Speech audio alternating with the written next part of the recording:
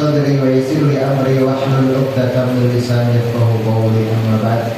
Yang kami hormati Al-Ustaz Edgar Hamas selaku pemateri.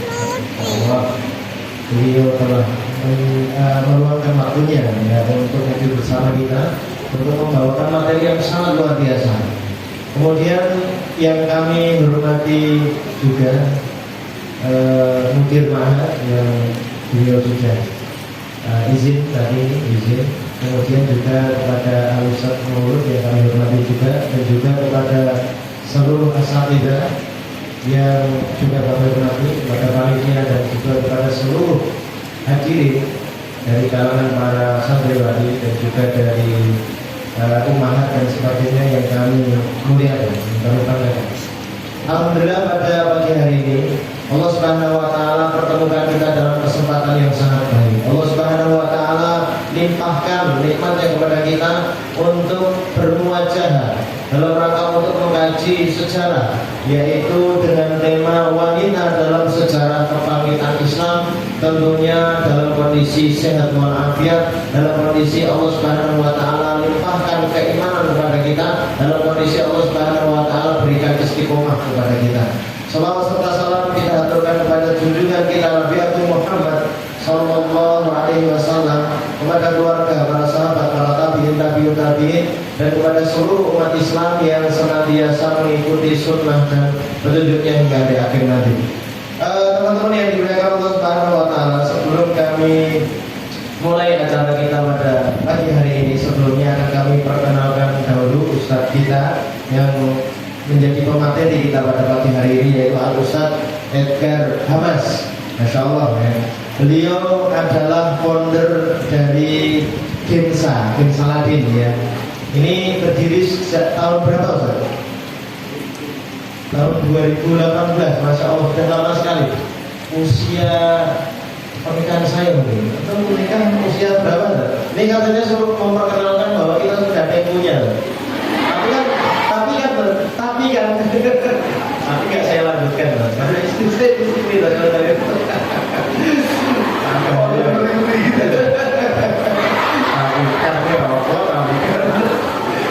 Oke, itu sejak tahun berapa?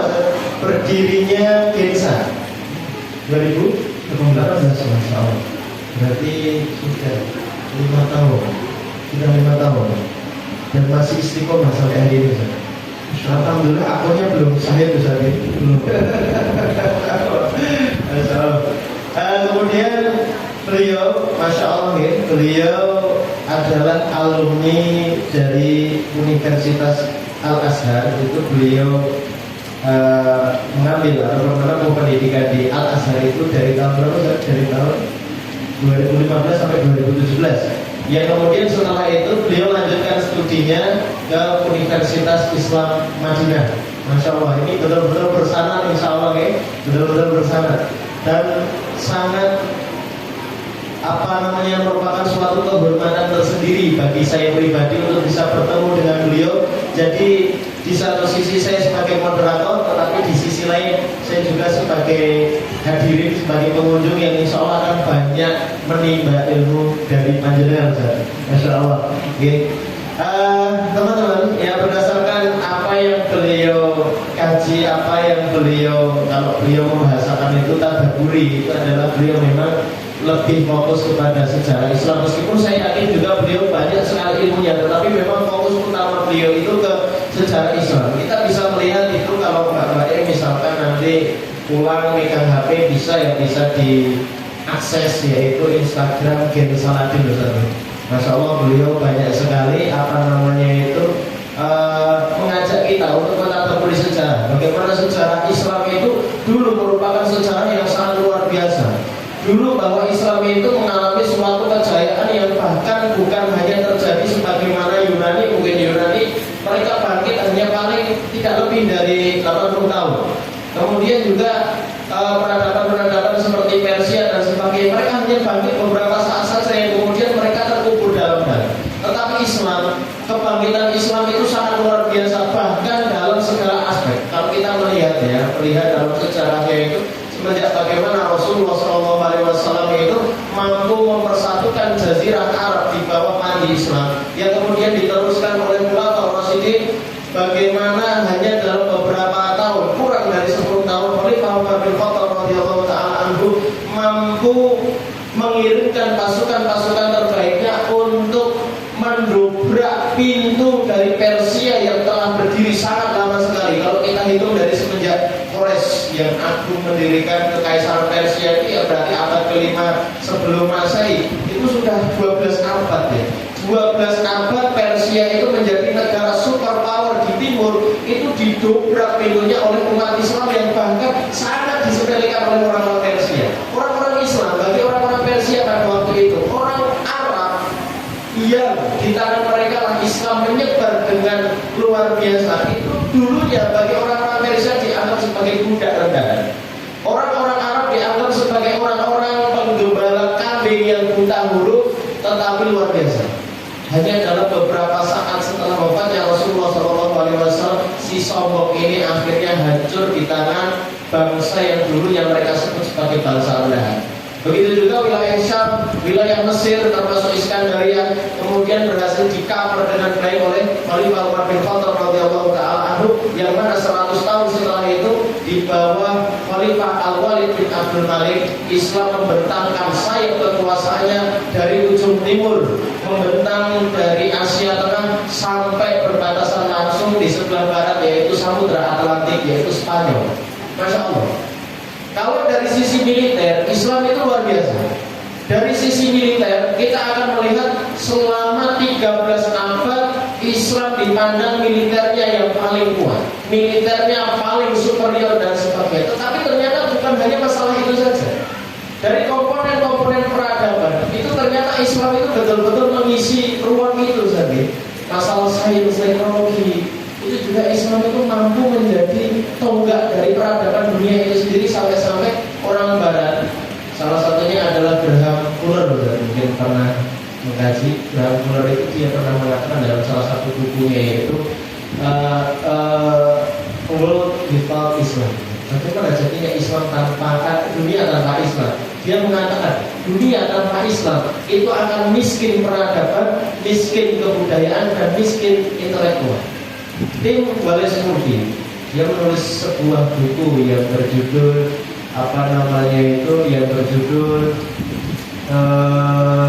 saya lupa judul bukunya.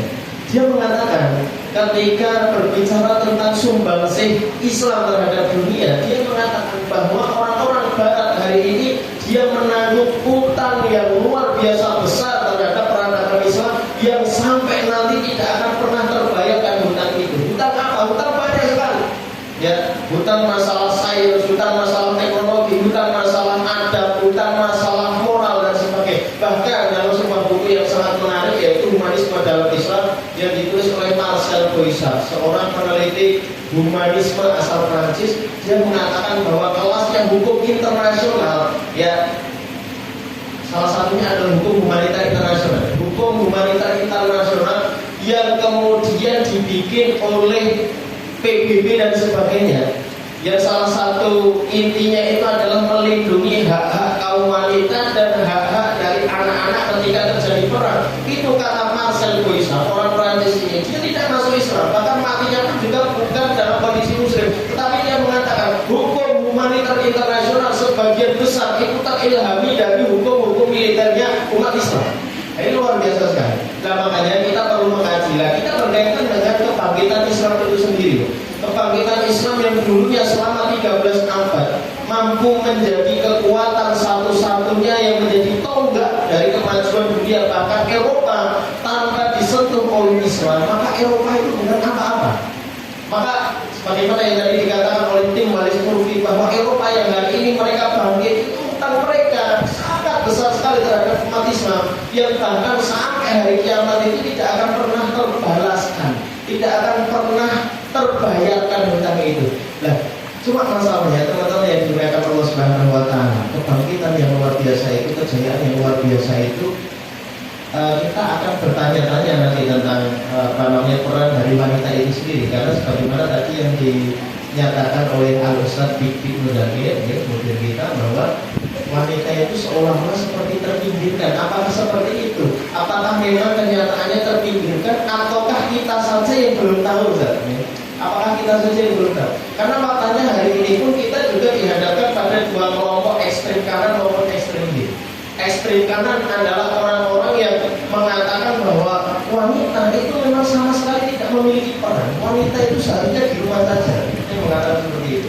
Tetapi juga ada yang ekstrem kiri, yaitu orang-orang feminis yang mengatakan bahwasanya wanita itu berhak untuk mengungguli pria, bahwa wanita itu berhak untuk menjadi pemimpin, wanita itu berhak untuk menggantikan pekerjaan pria seperti misalkan main sepak bola, ya, seperti tinju dan sebagainya. Hari ini kita melihat banyak sekali tinju, ada tinju wanita, yang kemudian sepak bola ada sepak bola wanita dan sebagainya. Dan kita dihadapkan pada dua kutub ini. Dan bagaimana posisi kita sebenarnya, Ustaz? Yang nanti insya Allah akan dijelaskan dengan